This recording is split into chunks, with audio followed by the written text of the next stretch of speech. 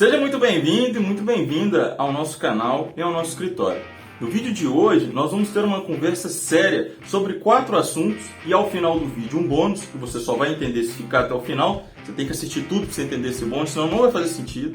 Se você pular o vídeo até lá, você vai fazer errado e não vai dar certo. Você tem que entender a explicação, tá? Dentre os assuntos que nós vamos conversar hoje, o primeiro dele é visto para a procura de trabalho, para aqueles que têm interesse em morar em Portugal legalmente, né? E ainda a possibilidade de levar acompanhantes sem visto, né? De acompanhante, porque a gente sabe, né, os problemas que nós temos, nós vamos conversar sobre isso. Ou ainda, talvez o cônjuge, né? Os dois, tanto o polo A quanto o B, o marido e a mulher, né? Vão entrar em território português, cada um com seu visto de procura de trabalho, porém, o filho não tem como ter visto de acompanhamento. Então, como que a gente faz nessa situação? O que pode, né, ser feito para tentar resolver isso? O outro tema é a divergência entre as solicitações de documentos pela VFS e consulados. Tá? Então, assim, uma hora o consulado fala uma coisa, outra hora a VFS fala outra coisa, né? Ou a própria VFS da mesma jurisdição, um momento fala uma coisa, no outro fala outra. Como resolver isso? O que pode acontecer? Eu já enviei, trocaram as regras no meio do meu envio. E agora, será que o meu visto vai ser negado? Nós vamos conversar sobre isso. Nós vamos conversar também sobre termo de responsabilidade, né? A carta convite, as formas como ela pode ser construída.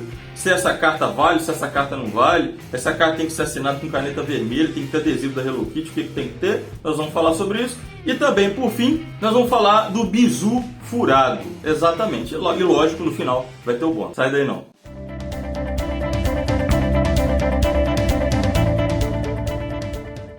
Bom, gostaria de começar então o vídeo agradecendo todos os meus clientes, todos os inscritos, tá? Pelo carinho, pela confiança. Muito obrigado, né, por estar aqui junto comigo, junto com o nosso escritório, crescendo juntos, né, nos fortalecendo. Muito obrigado. Também gostaria de dizer a todos, né, que mandam mensagem às vezes com raiva, que eu estou demorando a responder. Pessoal, eu recebo uma média de 100, 150 mensagens por dia. Final de semana e depois do expediente eu não vou atender, eu preciso descansar, eu tenho família, né? Então, por favor. Outra coisa, eu sou proprietário de um escritório de advocacia. A minha pasta é direito internacional, mas eu tenho outros advogados, existem outros problemas no escritório, tá? Então, vou pedir essa paciência. Os meus clientes já sabem disso, né? E obviamente, eu vou dar preferência a eles, não respondo. Tento responder o mais rápido possível, porém, a gente tem essa peculiaridade, eu vou pedir, né, essa paciência. Bom, no mais, eu não preciso falar nada, vai aparecer o botãozão aqui, você já sabe o que você tem que fazer, né? Então, são os reclames do cliente, não tem como correr, aperta logo aí e vamos logo pro vídeo.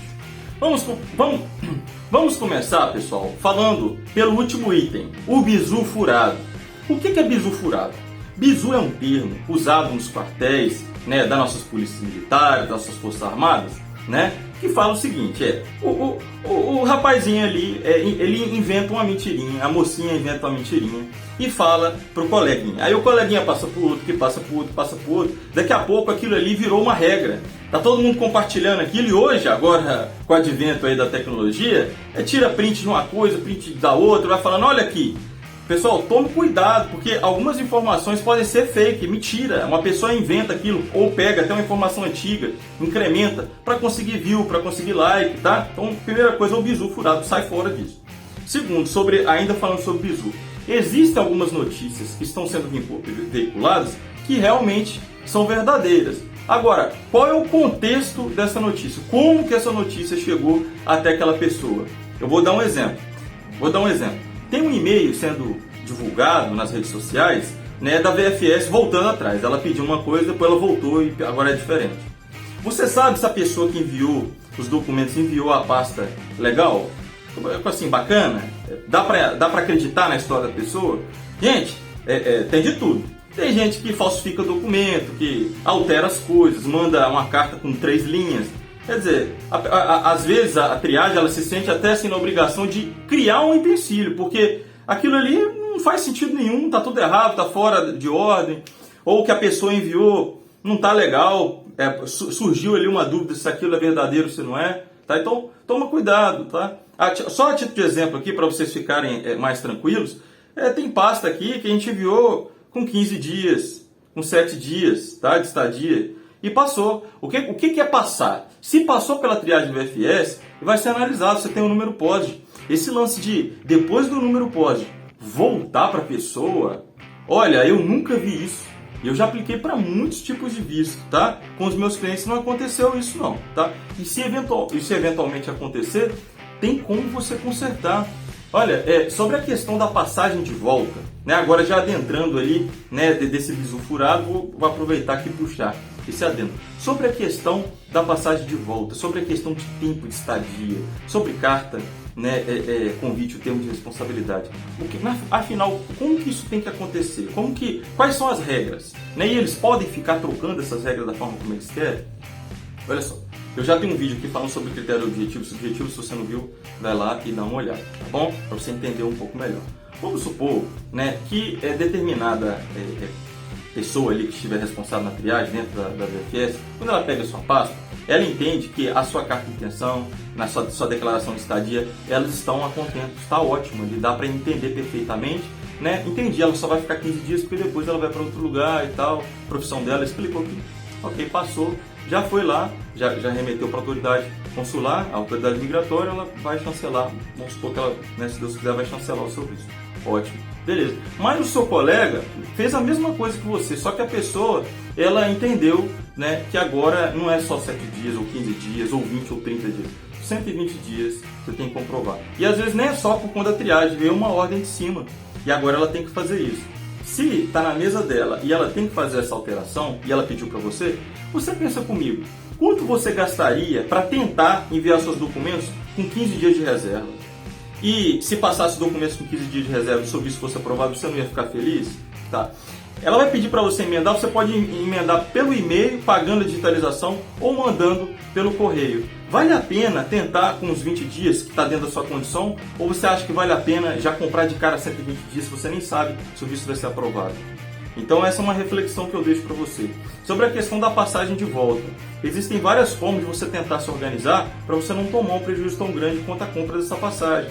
Né? Nós já debatemos sobre isso, tem muito conteúdo, tem muita empresa aérea que você pode ligar, conversar. E outra coisa, a VFS está aberta para você tirar as suas dúvidas, tá? E inclusive é sobre isso que nós vamos conversar, tem um bônus, vou falar sobre ata notarial hoje, você vai entender direitinho o que significa isso, para que ela serve e como você pode se resguardar frente a essas nuances, essas diferenciações, né, de requisitos administrativos. Pessoal, Portugal é assim, o português é assim, né? E a VFS, apesar de estar instalada no Brasil, ela depende das ordens que vem de Portugal. Uma hora ele fala uma coisa, daqui a pouco ele mesmo, ele muda, não, acho que agora precisa disso, tá? Olha só, a pessoa que está analisando, ela tem essa liberdade de decidir escolher documento ou não. Ah, mas isso aí fere a segurança jurídica, é possível ajuizar alguma coisa? Pessoal, mas... olha, eu acho que se você tem pressa, se você quer resolver rápido, você sabe quanto tempo vai demorar para ajuizar, para você juntar todos esses documentos, as provas, e para reverter isso judicialmente, como isso é difícil? Então, vamos tentar seguir as regras e vamos tentar jogar o xadrez deles. Se você jogou, cumpriu as regras, né, você está fazendo tudo direitinho, né, tem que dar certo, tá? Uma hora ou outra vai dar certo, você só tem que aparar as arestas e fazer isso da melhor forma possível. Então, sobre a questão da passagem, a questão da estadia, o seu tempo de estadia, se você não tem uma carta convite, você tem que então tentar o máximo possível justificar, comprovar, né, o máximo que você consegue. Ah, doutor, mas para mim é tranquilo comprar já logo 120 dias, né, comprar a passagem melhor, a mais cara, né, não precisa reembolsar depois. Ótimo, você tem condição financeira para isso, beleza, então você vai cumprir os critérios de uma forma full, né, 100%. Mas tem pessoas que não conseguem cumprir, então elas vão colocar ali dentro de uma lógica, né? É absurdo pedir 120 dias, é absurdo. Você nem sabe se o visto vai ser concedido. Por um outro lado, né, se for solicitado, tem formas de contornar isso. Primeiro você manda os 15 dias, voltou, tudo bem. Então vamos tentar ver aqui se eu consigo talvez uma estadia reembolsável. Vamos pesquisar, talvez eu consiga um contrato de relocation, já que me dê um contrato com a promessa, se eu der uma entrada. Tem muitas formas de tentar dirimir isso dentro do tempo hábil da exigência que eles abriram, tá? Então, por favor, se acalma, não desespere. E esse lance de se já está na mão do consulado voltar para você implementar, é muito raro acontecer isso. Vamos esperar. Vocês sabem que isso é um visto novo, hoje é dia 2 de dezembro e muita coisa pode acontecer. Agora vamos falar sobre esse termo de responsabilidade, como que ele deve ser. Pessoal, o termo de responsabilidade, ele pode ter mais de uma finalidade. Ele pode ser para fins de alojamento, ele pode ser para fins de subsistência, ele pode ser para fins, né, de garantir o seu retorno, de pagar a sua passagem. Então é óbvio que se a pessoa ela vai garantir o seu sustento, você tem que comprovar isso de alguma forma, né? Então é a conta bancária dela. Você sabe, assim, vamos parar para pensar como oficial, né, de imigração, a autoridade consular, até mesmo quem está na triagem da VFS para enviar a sua documentação para análise. Vamos parar para pensar. Olha só, você sabe que dentro de um consulado, né, aquela figura, aquele ente público, aquele servidor, ele não tem jurisdição sobre o Brasil, ele não tem poder para ficar investigando coisas aqui, ele não é policial aqui no Brasil, né? E agora com o LGPD, até se fosse, boa parte das informações que você está apresentando, para ele investigar, ele precisaria de autorização judicial. Então ele quer ter segurança, ele precisa ver firmeza nos seus documentos. Quanto mais formas você demonstrar que aquilo que você está apresentando é verdadeiro, para ele tem mais segurança. Então, a sua conta bancária, vamos supor que você tem um meio de subsistência. Poxa, manda, se você tem banco digital e banco físico, mostra que você tem nas duas. Mostra extrato das últimas 3, pede para carimbar, pede para assinar, tá? Então, assim, pega também os papeletes, manda todas as formas possíveis, tá? Tem gente passando só com a conta do AIS? Tem, porque é o básico, né? Poxa, conta do AIS é em euro, a pessoa vai precisar usar. Mas às vezes estão pedindo agora a conta física, e se pedir, você vai cumprir, tá bom? Mas eu não quero cumprir, não queria perder tempo. Então desiste do visto, porque é assim, Portugal é assim, vai se acostumando, não é só pedido de visto não.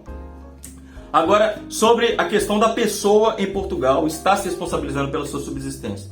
Então ela tem que comprovar os 2.115 euros, ela vai precisar do IRS, é bom que tenha, tá? Vai precisar, né, que esse comprovante na conta dela esteja carimbado e assinado pelo gerente, isso é bom que seja assim, tá? Mas fulano de tal fez só com a cópia da carta, e nem a original era, e nem colocou isso, só colocou IRS ou um print e passou. Tudo bem, vai passar, alguns vão passar com pouca coisa, outros vão passar com muita, e você vai ficar distrito da sorte? Não, você vai cercar o máximo. Então, essa pessoa que vai te mandar, né, a carta convite, termo de responsabilidade, ele tem que estar assinado com selo de conservatória, tem que ser original, tá? Sugiro que faça assim. Outra coisa, o dinheiro em conta que ela comprova tem que ser ali um documento real, abastado. Cópia do documento da pessoa, isso é o mínimo. Tá aí comprovante da morada no nome dela. Se não tá, pega um contrato de arrendamento que ela tenha. Ou ainda, 2 ou 3 tipos de comprovante de morada, né, no nome dela. Talvez não está no nome dela, o outro não, ela só mostra para a mãe, está no nome do pai, então coloca certidão de casamento. Tem muitas formas de você resolver esse problema, tá? Muitas formas. Então, por favor, se atente a isso, use a sua inteligência. Se você não tem condição de contratar uma assessoria, você tem então que parar, sentar, respirar, pensar e pensar. Olha, se você olhar todos os e-mails que estão circulando aí, se eles forem reais, né? O que está escrito ali, realmente, muitas das vezes é daquela forma mesmo que vem pelo e-mail. Mas, como já falei, não dá para saber se é real. Se aqueles e-mails que estão ocorrendo forem reais, você já olhou o que está escrito ali embaixo? Você já leu? Que ele está pedindo para a pessoa se explicar ou cumprir a exigência? Você já leu isso? Que talvez eles só querem ver uma explicação da sua parte para anexar a sua pasta e enviar lá para o consulado. Você já parou para pensar nisso? Então, por favor, se acalma. Quem já está calmo, está cumprindo as exigências, se sumiu da rede social, pode saber, porque deu certo, está dando certo, ninguém falou mais nada. Cumpriu, tá ok. Agora, se a pessoa está constantemente, ai meu Deus, desesperada, aí aquele desespero dela, ela vai e espalha para Deus e o mundo, e as outras pessoas não sabem que ela já contornou o problema, acredita que aquele problema lá acabou, morreu, explodiu, o processo dela pulverizou, veio o Saci com um furacão, levou tudo, colocou no governo vermelho e foi embora. Então calma, beleza? Sobre o visto de acompanhamento familiar para o visto de procura de trabalho. Gente, visto de procura de trabalho, ele é ou não é o visto de residência? A princípio, ele é um visto apartado, separado, tá? Então, assim, tem uma vírgula quando vai se falar sobre ele na legislação. E visto de procura de trabalho. Bom, a VFS, que o consulado, a princípio, colocou que lá no topo do documento que ele seria um visto de residência, tá? Talvez porque, por intermédio desse visto, se você conseguir um trabalho, você consegue a sua residência, conseguir, né, sua autorização de residência, o tipo de residência. Bom, então tá. Se fosse por esse motivo e fosse totalmente visto de residência, você poderia ir com acompanhante sem problema nenhum. Mas eles estão dizendo que não pode. Então dá-se a entender que é um visto híbrido, misto, como até falei lá no início, tá? Outras pessoas também têm esse parecer, outros entendem que ele não é visto de residência de forma nenhuma. Bom, eu estou indo pela prática, né? A legislação ela não deixa claro, ela deixa ali uma vírgula, tem uma brecha, né? Vamos dizer assim. Aparentemente estaria mais para não ser de residência, porém se ele te dá essa possibilidade de conseguir autorização de residência, né? Então vamos ver ali como que isso vai ficar no final. Se essa divergência quanto deixar os familiares aplicar como acompanhamento, se isso vai acontecer ou se não vai, né? Cônjuge, os filhos, tudo bem. Enquanto isso está proibido, ou seja, não se pode fazer isso. Ah, mas então a VFS lá falou que pode. Tá, aí você vai fazer. Talvez passe e aquela pessoa entre, talvez dê certo, tudo bem, e todos os outros vão dar errado. E aí depois ela se adequa, não, olha, agora não pode mais, ela vai e muda. Eles não mudam, toda hora pode mudar. Ou ainda todos que estão falando que não pode, começam a falar, não, pode sim, é residência sim, completamente. Tudo bem, então pode ser que aconteça. Mas por enquanto, nessa data que nós estamos gravando hoje, você não pode aplicar para o visto de acompanhamento familiar, né? Você principal com visto de procura de trabalho não pode. Então a sugestão quer ir com cônjuge? Os dois aplicam. Ah, mas aí tudo em dobro? Nem tudo em dobro. Tem algumas coisas que dá para aproveitar. A estadia na sua carta você vai explicar que você vai dividir as despesas com o seu cônjuge, etc. Um exemplo, tá? Um exemplo. Né? Agora o valor não, você vai ficar transferindo, a gente só tem para um, vai mandar um para o outro. Quando você mandar o extrato dos 3 últimos, por exemplo, vai ver que vocês estão brincando de ping-pong. Então você tem que adequar as suas finanças. Agora, o grande problema não é só quando é o cônjuge, porque tudo bem, a gente resolveu aqui os dois, né, cada um pede um visto de procura de trabalho. O grande problema está quando tem um filho, né? Um filho menor que não pode pedir esse visto. E aí? Então, pessoal, o que eu sugiro a vocês, né, eu já vou entrar no bônus. Se eu esqueci de algum item aqui, eu vou olhar na minha cola e vou falar ele depois, já vou adiantar o bônus. Né, tá vendo? Se você for lá no final, não vai ver o bônus, e lá eu vou falar, o bônus eu adiantei antes. A primeira coisa que você tem que fazer é procurar os e-mails da VFS da sua jurisdição. Você vai explicar, olha, eu estou pedindo, tem que ser do seu e-mail, do seu titular, eu estou pedindo informações sobre o visto de acompanhamento familiar, porque eu estou indo com a minha esposa e eu não tenho com quem deixar os meus filhos. Como proceder? Dependendo da resposta que eles te derem, né, se é uma resposta abstrata, mas que dá a entender que não pode, não tem como aplicar para o visto. Ou seja, eles não disseram que é proibido você entrar com seu filho em Portugal. Né? Então, você guarda esse e-mail. Você vai mandar um e-mail para o MNE, você vai mandar um e-mail para o CEF, né? E você vai coletar todas essas informações. Você vai pegar esses e-mails, vai pegar a resposta, né, que deixa ali ambíguo, porque eles estão perdidos.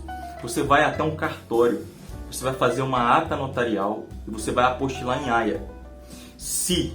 Veja bem, eu não estou falando que é para você fazer isso. Né? Vai lá e faz, assim, tá? Isso é gambiarra, né? Mas às vezes a pessoa não tem outra escapatória, não tem outra forma, ela precisa ir, cada um tem a sua história, né? E a pessoa tem que ir de forma legal. Eu não falo pra ninguém de forma ilegal, isso aí Deus me livre. Um advogado vai falar isso? Não existe isso. Então, por favor, preste atenção.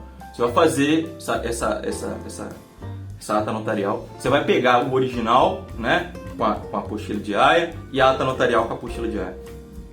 E se você precisar de fato ir a Portugal depois que o seu visto está aprovado e o filho menor não tem esse visto, você vai adentrar em território português, né, no momento de passar na imigração. Se eventualmente o oficial te parar e falar, olha aqui, você e a sua esposa vão vir aqui para procurar trabalho, esse aqui é o visto de vocês. Agora, e se e seu filho? Ele não tem visto de acompanhante porque isso não é visto de residência. Vamos supor que chega a essa conclusão. Ou ainda, ele nem sabe disso, está perdido. Você fala assim, mas seu visto não tem. Você está agindo com má fé, você vai ficar aqui, seu filho vai ficar ilegal. Não. O meu filho pode adentrar em território português. Preste atenção. O meu filho pode adentrar em território português, sim, porque existe o Tratado Internacional que o Brasil, né, pode entrar no espaço Schengen, né, ele tem autorização de 90 dias. Se eu arrumar um emprego, ou a minha esposa, por isso que nós estamos indo em dois, é um exemplo, tá, pessoal? Cada um tem a sua história.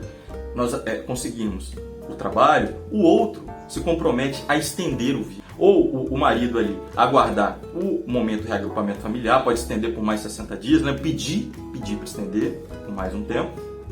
E aquele que entrou sem visto, a criança, pede para estender por mais 90. Você pode falar isso, a gente vai pedir. Se não for concedido, tudo bem, eles retornam e quando sair o AR, eu peço o reagrupamento familiar. Agora, se no meio desse tempo, né, eu conseguir vaga para reagrupar dentro da extensão deles, qual o problema? Eles podem reagrupar. A nossa intenção de forma nenhuma é ultrajar a lei. Na verdade, eu já estou te explicando, já me consultei com um advogado, né, português, e ele me explicou isso, escrito na Ordem de Portugal, que existe essa possibilidade sim, de estender e depois reagrupar. Agora está todo mundo entrando legal. Ponto. Se ele questionar, não, mas tinha sim, você poderia fazer como, vamos supor que muda, né? Quando você chegou lá já mudou. Não, você podia sim fazer de visto de acompanhamento. Olha aqui, ó. Eu tenho a prova, tá aqui. Eu pedi. A VFS é a empresa responsável. Eu mandei para o MNE, ninguém falou nada. Eu tenho a prova aqui, né? Se você enviar um e-mail e ninguém responder, você coloca lá enviados, pega print daquilo, leva pro tabelião e pede para ele fazer a ata notarial e apostilar. Ninguém me respondeu. Então eu segui como está na legislação, né? E na legislação está assim. Ah, não tem jeito, vamos passar a linha. Tá bom, eu quero um advogado. Eu quero um advogado. Então, você vai pedir, você tem direito de advogado. Com esses documentos em mãos e essa justificativa que é legítima, você tem aí plenas condições de passar. Doutor, vai acontecer isso, eu vou passar por isso. Na hora eu fico tremendo, assim, eu começo a transpirar, eu desmaio. Eu começo a virar salto mortal quando eu fico nervoso. Não, calma, talvez não vai acontecer isso. Talvez ele só vai olhar para você e falar assim, tchau, pode passar, entra, vem. Calma, tá? Por quê? Porque antes, pessoal, era assim que funcionava. Não existia visto de acompanhante. Não existia. Aí a pessoa fica um ano esperando o agrupamento, que às vezes demorava isso, um ano, às vezes até mais para dar vaga, que até saiu a R que atrasou por algum motivo. E aí? Então calma, antes era assim, e antes era assim, passava, às vezes, né, por uma urgência, precisava levar o filho. Ó, o meu visto aqui é o D7, meu visto aqui é o D2, é o D1. Eu vou deixar minha criança sozinha? Eu não tenho quem deixar. Eu tenho que passar, vai fazer o quê? Constituição da República Portuguesa. A família é um bem único, é um bem que deve ser respeitado, inviolável, tá? É a sua família. Se você tiver curiosidade de olhar aí quando a gente teve a votação para saber se essa alteração legal entraria ou não na lei de imigração, esse aí foi um dos critérios levantados. Depois dá uma procurada lá para você ver que interessante. Tem no YouTube, tá? Então, respirou, acalmou? Excelente, é isso que eu quero. Até eu fiquei bravo, fiquei nervoso. Você tem que ver como eu estou no tribunal, como é que eu faço. Mas enfim, é isso que eu quero. Eu quero que você fique tranquilo. Agora, se você tem a possibilidade de aplicar para um visto de residência que vai te dar essa tranquilidade de poder ir com o seu acompanhante já com visto, né, com visto de acompanhamento, né, o seu filho, sua esposa, poxa, obviamente opte por esse visto, tá? Por exemplo, D1. O D1 a gente está com um problema. Não trocou as regras ainda da desnecessidade da declaração do IFP para a empresa. Mas não era para ser assim agora com as alterações. E agora? Aí você vai brigar? Não, você tem que seguir as regras como elas são na prática. E a lei é igual eu te falei, você vai se resguardar no momento oportuno, você usa ela, tá? Se for necessário, obviamente, né? Você vai chamar um advogado, se a barra começar a apertar demais, você tem direito a um advogado no momento de passar na imigração. Então, se você pode escolher um visto, né, de longa duração que te permita fazer isso, faça, é melhor, que aí os seus familiares eles te acompanham. Ah, mas o visto D2 é um absurdo, tem que abrir empresa, só a assessoria do advogado Deus me livre, é muito caro. Gente, o D2 tem que fazer business plan, que é o plano de negócio, tem que abrir conta da pessoa coletiva, da pessoa singular. Não é brincadeira não, tem que estudar a sua história, então não tem condição, tudo bem, vai ver o outro. O D7 ou de nome digital, de longa duração. Ah, tá, papai, esse aqui também não dá pra mim. Então sobrou código de procura de trabalho, é o que tem. É melhor do que ilegal, hein? Tem gente falando comigo, eu preferi ilegal. Você não sabe o que é ficar 3, 4 anos ilegal num país, não. Ah, mas não é ilegal. Já fez manifestação de interesse e já tô legal. Não é assim que funciona, calma. Você está em processo, tá? Eu sei que muitas pessoas no passado não tinham jeito, fizeram isso, né? Porque tem isso na lei. Mas se você já vai com essa intenção e alguém te ajudou, inclusive, essa pessoa tem que correr em crime. Não é assim. A manifestação de interesse era um remédio Você toma o remédio antes de ficar doente? Não. A pessoa foi para as outras finalidades, acabou, não, que eu preciso ficar aqui, eu quero ficar aqui, gostei, tudo bem. Mas ela vai ficar esses 3, 4 anos, às vezes, aguardando, sem autorização de residência. Não consegue averbar a carta de motorista, não vai conseguir ser Uber, não vai conseguir ser caminhonista, não consegue ser segurança, não consegue ser um monte de profissões. Vai pagar caro pelos cursos que eventualmente venha fazer, não vai conseguir, às vezes, parcelar as propinas. Calma, respira. Se você tem a possibilidade de fazer sem essa loucura, né, sem fazer o errado, o crime, vai fazer de forma correta, faça isso, né? Eu nunca vou te indicar a ir sem visto, tá? Isso é errado, é errado. Quem fez, eu também não vou julgar. É direito seu, é a sua vida, né? Correr atrás dos seus interesses. Mas, por favor, entenda que o outro, que tem a oportunidade, né? Respeite também a oportunidade de tentar com visto. Ano que vem promete muito. Esse é um dos últimos vídeos desse ano, inclusive, tá? Eu devo voltar em fevereiro. Preciso de férias, 3 anos sem férias, tá, pessoal? Você que ficou até o final, né? Que apoia o meu trabalho, você abrilhanta a minha vida. Eu fico muito feliz por você me ajudar, por você estar aqui dando seu like, curtindo. Muito obrigado. Né? Se você já pulou os vídeos até o final aqui pra ver o bônus e não achou, ele tá no meio do vídeo aí, você vai ter que olhar, tá? Era a pegadinha do malandro, volta ela pra você olhar. Muito obrigado, viu?